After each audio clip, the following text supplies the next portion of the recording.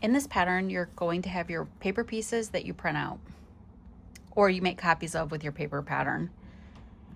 What you want to do is cut out your pieces with a little bit extra going around the seam allowance. And then you're going to take some freezer wrap and you're going to glue your piece, your paper piece, to the dull side of your freezer wrap. So if you can see, there's 2 layers here. This is the dull side, and then you have this back shiny side.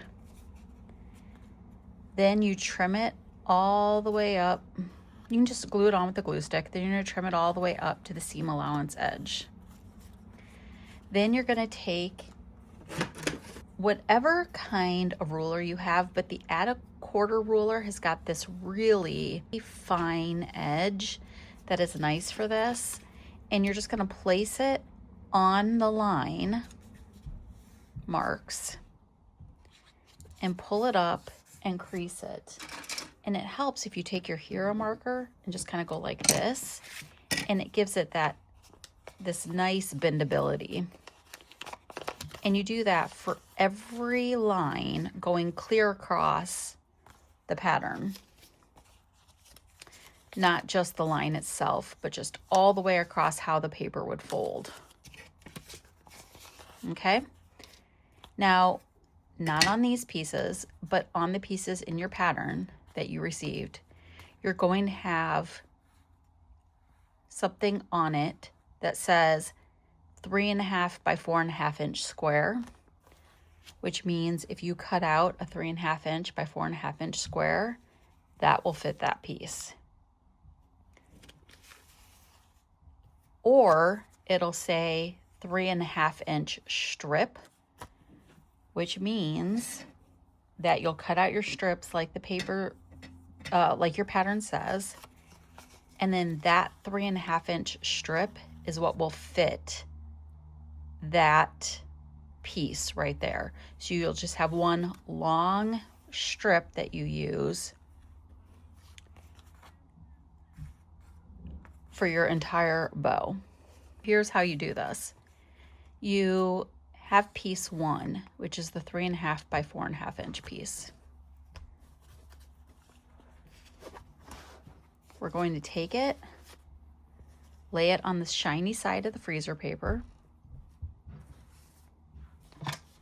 and then we're going to press it down.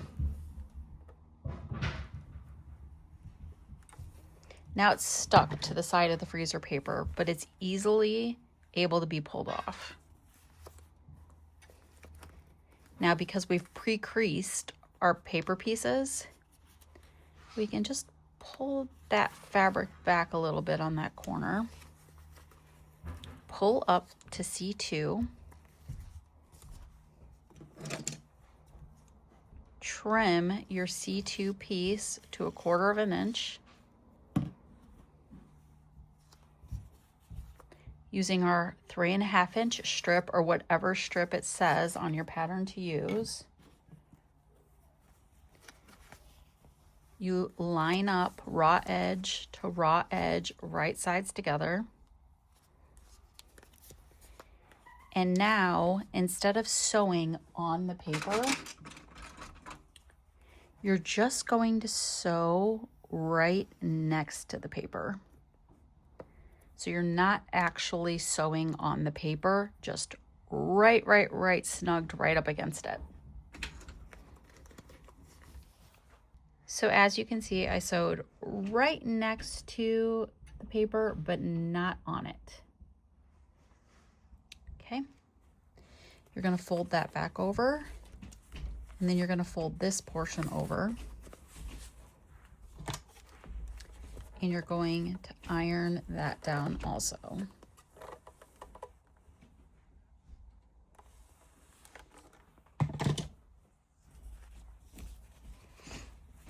Now you're going to come back over here, flip this over, and cut a 1/4 inch seam allowance And I like to just go ahead and cut off any overhang.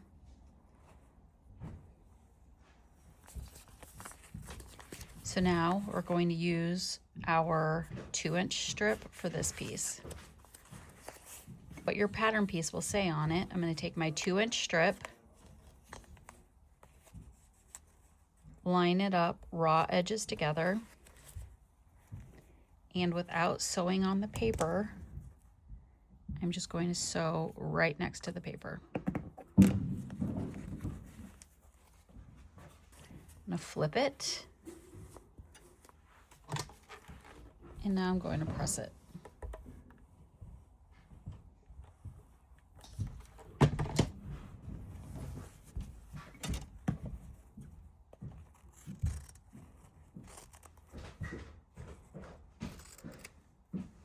And then I cut off the overhang. I'm going to go to my other side. I'm going to pull back that piece.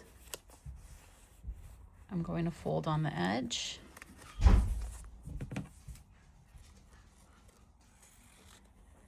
Going to cut my 1/4 inch seam allowance.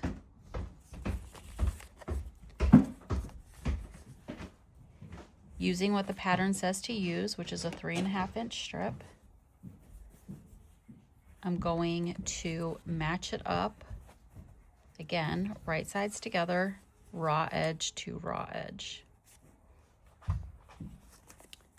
I'm going to sew not on the paper, but right next to the paper.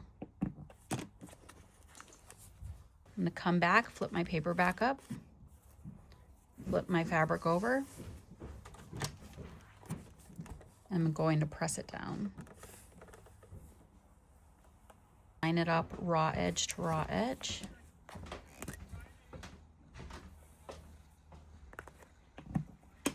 And then I'm going to sew right next to the paper, but not on the paper.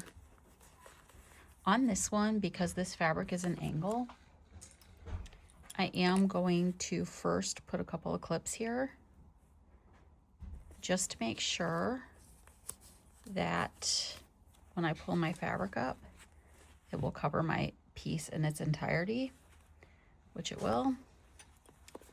So now I'm going to go ahead and sew that down. The nice part about doing it this way is that in traditional paper piecing, you will normally lower your stitch length because you are stitching on the line, and when you pull this paper away, you want it to be really perforated, and lowering your stitch length helps perforate that paper so it's easy to pull away. In this, you are not doing that. You are just gonna be able to peel this right off. So you don't have to lower your stitch length. You can keep it your normal stitch length. So if you do make a mistake, it's not so hard to pull out because the stitch length is a normal stitch length. It's not so hard to seam rip it. It's not so hard to seam rip it.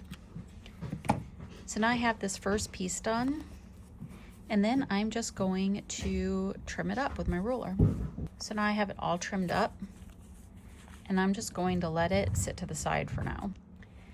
Now some of the pieces, I will tell you, use your 2-inch strip, and you can use your 2-inch strip, but just instead of doing it this way, some of them fit going this way, like for example, the F1 piece.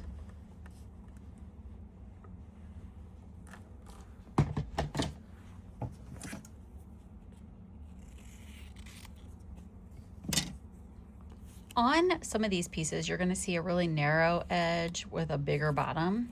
It is a kind of a good rule of thumb that when this is going on, you are going to end up needing the bulk of your fabric to the fatter side.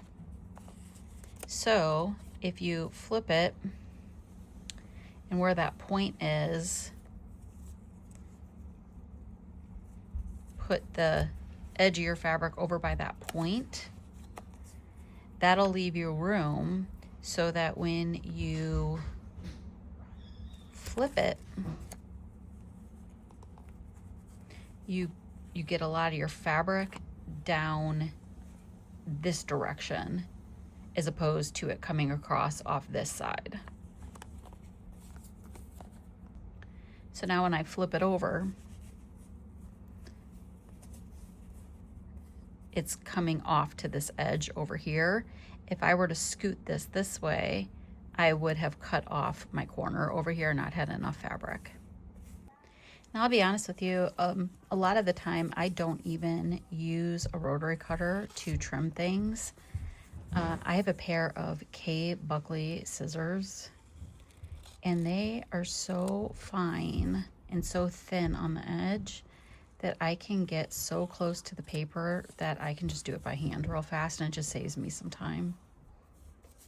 So I will trim up a whole section and never put a rotary cutter to it.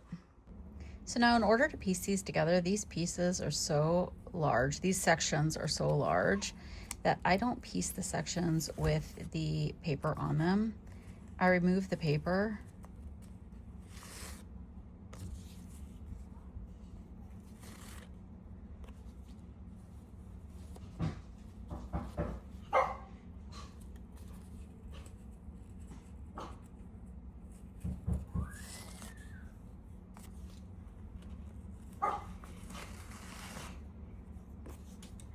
Now I'm just going to take these pieces and I'm just going to piece them traditionally, just using a 1/4 inch seam allowance.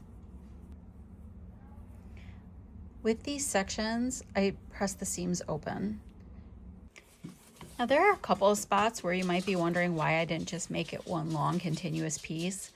For example, H3 and H4 could have been just one piece. The problem is it's such a large piece and the angle is steep enough to where you have to use so much fabric to get over it that it actually just conserves some fabric. It makes it a little easier to piece by having this be two little separate pieces.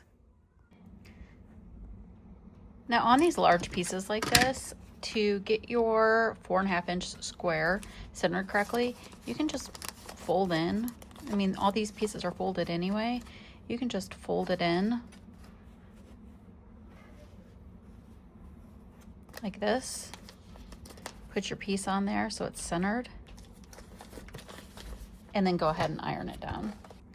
When you're doing these pieces with your 4.5 inch strip and you're just not sure, you're having a hard time figuring out where you're gonna put that, just take your paper and just fold it. So we're trying to get this A8 piece, so we can just fold it. And that is where our 4.5 inch strip is gonna go. So now we can just fold it back. So now I have all my sections completed, and I'm just gonna go ahead and remove the paper and start connecting them the way that they are supposed to be connected. But doing it in a traditionally pieced way. So now I have my bow sewn. Funnily enough, I had this part sewn in incorrectly and I had to tear it out and sew it back in. But doing this method is that now I have all of my pieces here that I can continue to use for my next bows, and I can reuse them over and over again. So I don't have to tear anything out of the back of my quilt, and I don't have to print anything again. I don't have to adhere any freezer paper again. This is all reusable just the way that it is.